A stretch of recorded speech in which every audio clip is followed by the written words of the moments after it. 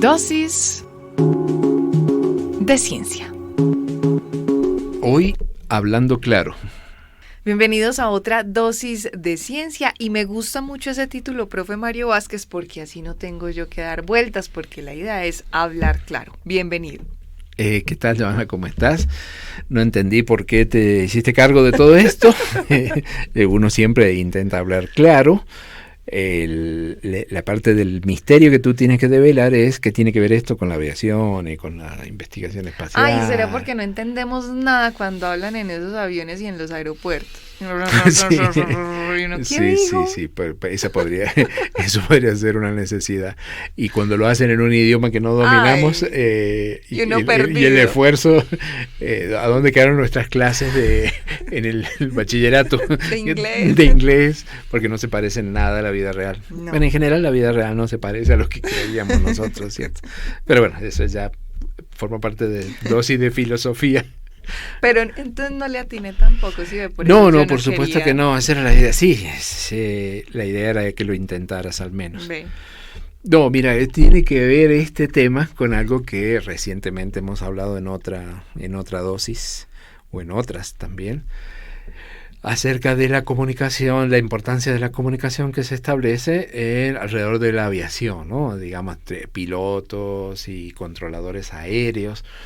Mencionábamos recientemente el accidente en Tenerife, donde hubo esa confusión y decíamos en su momento que a partir de ahí se nota y se establece que todo el mundo tiene que hablar en el mismo lenguaje, ¿no? En todo el mundo, para evitar ese tipo de cosas.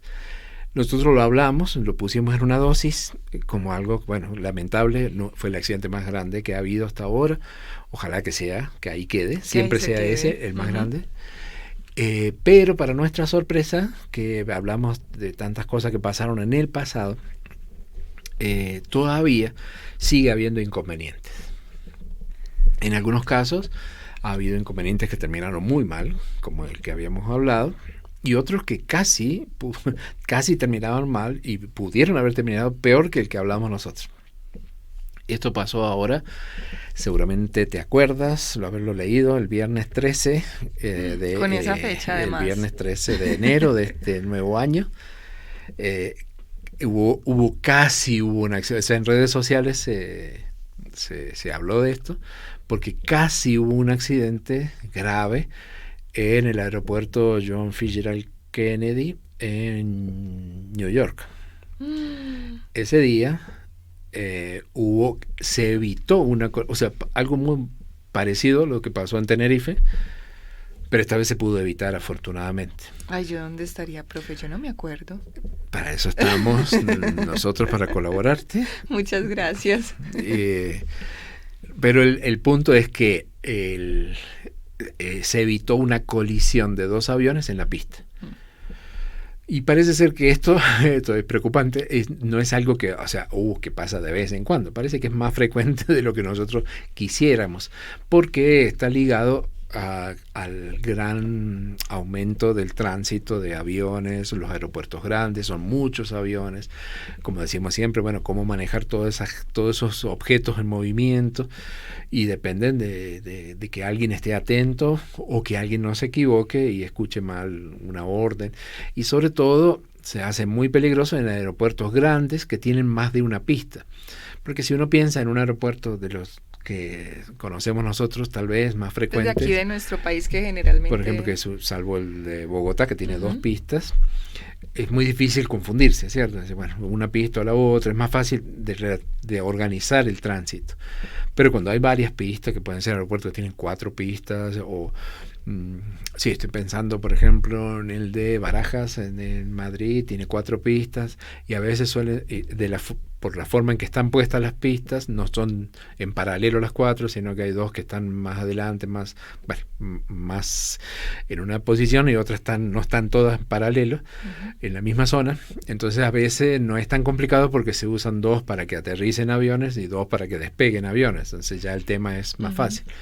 Pero cuando hay muchas que están en el mismo sitio, implica que un avión que va a despegar, por ejemplo, o que aterrizó, tiene que atravesar pistas. Es decir, cuando hay más de una es muy difícil hacerle un caminito por separado a cada una de ellas, sino que necesariamente el que aterrizó o va a despegar en una determinada pista, para llegar hasta allá tuvo que atravesar otras. Eso es importante, clave, porque entonces hay donde hay unas marcas en el suelo, ya lo hemos hablado en otra oportunidad, y antes de atravesar tiene que pedir permiso. También recordamos el accidente que hubo en Perú. Sí. Cuando se atraviesa la pista hay que pedir autorización, entonces hay un controlador que tiene que estar seguro que cuando autoriza a alguien que la atraviese no esté despegando o aterrizando un avión. Porque es el que tiene la información y sabe quién. De que ve todo, o hay un controlador que ve todos los movimientos. En esos casos, no sé si ya lo habíamos mencionado, se dice que la pista está activa. Cuando una pista está activa, significa que para atravesarla, así sea en un vehículo, en un automóvil, así sea en una bicicleta, lo que sea, tienen que pedir permiso, porque esa pista está activa. Está activa para despegues, está activa para aterrizajes. Esto que en Estados Unidos, que casi sucedió, fue entre un avión muy, muy grande, el de una American Airlines, un Boeing 777, que era muy grande, y un avión de Delta Airlines, que era un Boeing 737, uno más pequeño. El Delta iba a Santo Domingo. Lo pueden buscar nuestros oyentes. Se observa que el Boeing 737, el que iba a Santo Domingo, lo autorizan a que despegue en una pista. O sea, él llega a la punta de la pista y le dicen que está autorizado para despegar. Y comienza la carrera, a carretear para tener velocidad para despegar. En el momento que él arranca ese avión, otro, el de American Airlines, cruza por la pista, atraviesa la pista.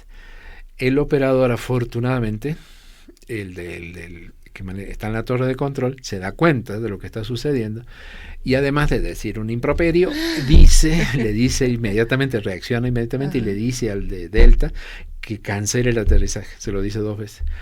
Y el piloto obedecen inmediatamente, cancelan el aterrizaje y frenaron 300 metros antes de la colisión, con un avión lleno de pasajeros, llenos de combustible.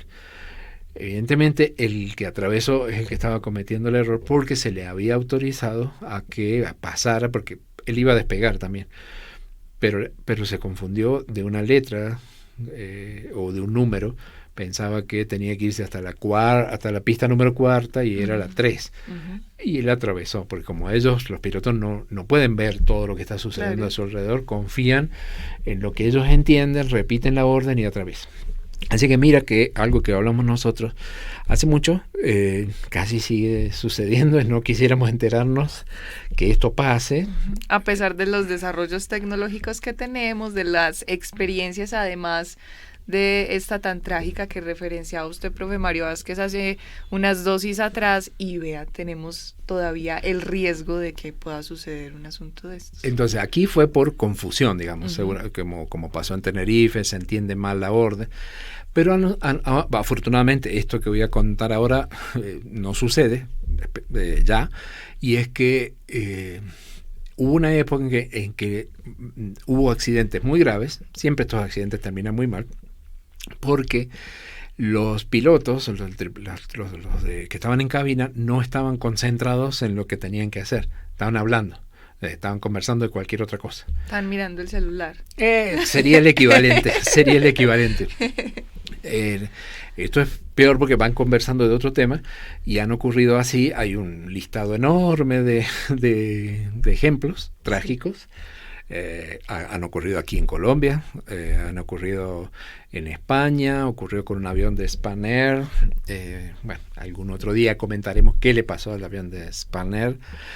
Y ocurrió un accidente que fue muy, muy lamentable también en Argentina, con un avión de la empresa que ya no existe, LAPA, en la ciudad de Buenos Aires.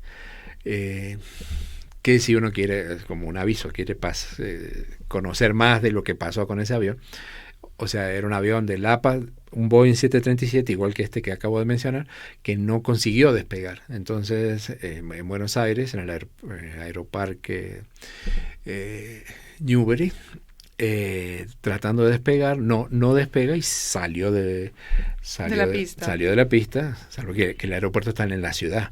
Entonces siguió de largo, se explotó, bueno, y fue muy trágico. La situación que se vivió dentro de la cabina luego fue, digamos, recreada. Hay una película que se llama Whisky, no me voy a acordar el nombre ahora lamentablemente, pero es Whisky Tango Zulu, creo. Whisky Tango Zulu. Y la hizo un piloto, o sea, actúa, es piloto y era un crítico de la situación que se estaba viviendo en esa empresa, y ahí recrean lo que pasa. También está el audio original de la conversación que tenían los pilotos con las azafatas en el momento que estaban despegando. Que uno escucha eso es terrible porque van conversando y se escuchan unas alarmas que el avión tiene y ellos las están ignorando, pero no están concentrados en lo que tienen que hacer. Esto, bueno, como cosa curiosa, te digo, actualmente este piloto es un personaje muy conocido en Argentina, Piñeiro se llama, porque es cineasta, actor, piloto, hizo esta película y actualmente anda con un avión en estos últimos tiempos trágicos con la guerra en Ucrania, con su avión sacando refugiados. Es un personaje interesante. Sí. Volviendo a lo nuestro, sí. ¿Qué se hizo cuando empiezan a ocurrir todo este tipo de accidentes? Lo establece la Administración Federal de Aviación en el año 1981 en Estados Unidos, bueno, pero para todo el mundo, establece lo que se llama, que en un principio lo había tomado como posible título de la cápsula, de la dosis, para confundirte, que se establece el concepto de cabina estéril. Hubiera funcionado si le ponía como título la dosis, porque más perdida. Hubieras intentado decir algo equivocado seguramente. ¿A qué se le llama la cabina estéril? Entonces la cabina estéril, algo interesante, y es lo que sucede por debajo. También te habrá pasado, antes de decírtelo, cuando vas volando, que cuando levanta vuelo el avión, el piloto en algún momento le avisa a la tripulación que llegaron a los 10.000 pies. Sí. Por alguna razón. Le avisan y llegan. Estamos a los 10.000 pies. Bueno, justamente ese es el límite debajo del cual se establece la cabina estéril. Es decir, todo lo que suceda por debajo de 10.000 pies se considera que está en condiciones de cabina estéril. ¿Y eso qué implica? Que los pilotos solamente pueden hablar de lo que tienen que hablar. Es decir, solamente tienen, y como todo esto queda grabado, ¿cierto? Uh-huh. Ellos se tienen que concentrar en todo lo relativo a lo que sucede por debajo de 10.000 pies. ¿Y qué sucede por debajo de 10.000 pies? Bueno, sucede desde que salís, el avión empieza a moverse en la pista, por qué calles va a ir transitando, cuando despega y cuando va a aterrizar. Por debajo de los 10.000 pies, la cabina es literalmente, además, tiene que estar cerrada. O sea, no pueden estar en la cabina más que los pilotos, y el diálogo entre ellos es un diálogo muy largo que siguen todos los checklists que se hacen antes de despegar o cuando están despegando. Entonces todas las palabras que tú puedes buscar en YouTube, despegues, todo ese diálogo que se establece es una secuencia de palabras que es lo único que pueden hablar. No pueden estar hablando de otra cosa. De que cómo no sea te eso. fue ayer, qué te dijo el médico. Cuando la cabina estéril, inclusive viniendo para aquí, leía una noticia que en México, no sé cuándo fue, que había unos pilotos, una mujer era piloto o copiloto, que estaban esperando en la pista, tránsito, y ellos observan que hay dos aviones que casi se chocan. Y ella le pide permiso al capitán para hacerle un video con el celular. Y lo hace. Bueno, a ella la despidieron de la empresa porque estaban en cabina estéril. No tenía que estar sacando video, ni fotos, ni nada. O sea, es una cosa estricta que afortunadamente se establece para evitar ese tipo de distracciones. Sí, es que hay mucho en riesgo. Falta de concentración. Y el tema de que sea estéril, cabina estéril, lo relacionamos con ¿qué te viene a la mente? El aseo, pues que como algo bacteriano, de que no se vaya a contagiar. Un quirófano, por ejemplo. Y parece ser que esto de cabina estéril, o sea, es usado en ambos casos. Obviamente en un quirófano también queremos que esté estéril, sí. Pero también en lo relativo a que los cirujanos o el personal que está haciendo la cirugía tiene que estar concentrado en lo que porque es que seguir una serie de procedimientos. No puede haber nada que distraiga. El tema del ruido, el tema de músicas. Es interesante todo ese tema. Que ponga dosis de ciencia mientras operamos. Mientras están operando. No. A pesar de que conozco algunos casos de cerca, he tenido la oportunidad por curiosidad de asistir a unas cirugías. Si quieres conocer algo, eso lo puedes leer en alguno de mis libros, la experiencia de estar en el quirófano y lo que yo había leído, lo que yo viví ese día, presenciando varias cirugías. Qué tipo de diálogos escuché dentro del quirófano y todo eso. Pero es interesante el tema y muy pertinente porque se debe evitar, o sea, si hay un momento en el que se debe evitar que los pilotos estén desconcentrados, es justamente en esas etapas críticas del vuelo. Por encima, normalmente el avión va con piloto automático, ya está mucho más relajado el ambiente, pueden conversar, pueden comer. Sí, no hay que estar atentos a seguir un comando y unas instrucciones. Y un diálogo establecido exacto, como que ya se sabe que hay que hacerlo en ese orden para que todo esto funcione. Me encanta, profe Mario Vázquez, cómo nos cierra usted esta dosis de ciencia y vamos camino al dato curioso. Atiende, aprende y sorprende. Aquí va el dato curioso. Bueno, como dato curioso, ahora sí busquemos por el lado de lo de estéril, lo de la medicina, lo del quirófano, y es algo que es conocido, pero vale la pena recordarlo. Algo que resulta increíble hoy en día, pero hay que pensarlo en el año 1847, cuando un doctor está trabajando en un hospital de Viena, en la parte de ginecología, donde tenían los partos también, la obstetricia. Y él observa, estamos hablando de 1847.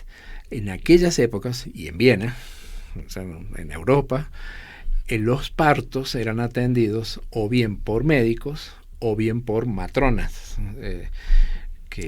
La figura que después podríamos reemplazar con las enfermeras. ¿O qué? No sé. No creo que no es así porque son las mujeres que han ayudado a dar a luz a otras mujeres sin ser médicos. En unos casos se llaman matronas, en otros casos se llaman parteras. Sí. Eran personas aquí más parteras. Parteras, ¿cierto? Sí. Entonces, este joven médico, observa que se ponen a observar que de los partos atendidos por los médicos, había un alto número de mujeres que morían, de mamás que morían después del parto, comparado con las matronas. O sea, algo estaba pasando. Y él propone, cuando se da cuenta, no entendían por qué, pero había que hacerlo. Y es que los médicos en esa época acostumbraban a hacer prácticas con cadáveres y atendían partos. Entonces, y no se lavaban las manos. Él, incluso un amigo de él, un médico, muere a raíz de, ahora sabemos que es una infección, no nos cabe en la cabeza que no lo hubieran hecho, pero en esa época no se sabía qué era eso microscópico. Un médico amigo de él muere porque un estudiante lo hiere sin querer cuando están manipulando los cadáveres. Entonces esa sustancia entra en su cuerpo y muere. O sea, él lo ve muy de cerca y lo piensa. Entonces, bueno, por lo menos, sin saber por qué, por lo menos recomienda el simple hecho de lavarse las manos. Eso fue criticadísimo para él, en su momento, porque suena muy elemental. Y entonces a las muertes se atribuían a otras causas. No puede ser que es por lavarse las manos, desde cuestiones religiosas, místicas y demás. Pero realmente, si se lavaban las manos con hipoclorito de calcio, sugería él, eso iba a disminuir lo que estas mortandad por fiebre puerperal, que se llama. Y recién, mira que esto ocurre en el 1847, recién en el 1879, bastantes años después, Louis Pasteur reconoce algo que era difícil que lo dijeran, era políticamente incorrecto también en esa época, de que en realidad la responsabilidad de todas esas muertes obedecía a los médicos y a las enfermeras, por no haber hecho lo que... no haberse aseado previo a... Asearse las manos, porque claro, Pasteur sí ya identifica quién era el causante de estas infecciones, que es el estreptococo. Entonces hoy en día sabemos que las condiciones de esterilidad que se hacen en una cirugía, en un quirófano, son controladas para evitar justamente esto, ¿no? Y sabemos que no es solamente esto, sino el tema de las infecciones intrahospitalarias, o sea, lo complicado que es trabajar con microorganismos cuando podemos estar expuestos a ellos. Así que toda esta parte de hacer un espacio estéril tiene todo un cuento interesante, una cosa histórica, curiosa, y la relacionamos de alguna forma con todo esto de la aviación. Y además muy cercana también ese cuento, profe, del lavado de manos. Pasamos reciente una pandemia que una de las recomendaciones era que era clave todo esto. Lávese las manos, y yo creo que todavía sigue siendo una muy buena recomendación. Así seamos unos simples mortales que no estemos por ahí recibiendo vidas nuevas ni modificando el cuerpo de otras personas para que mejoren su salud. Profe Mario Vázquez, como siempre, muchísimas gracias por compartir con nosotros. Muchas gracias a ti.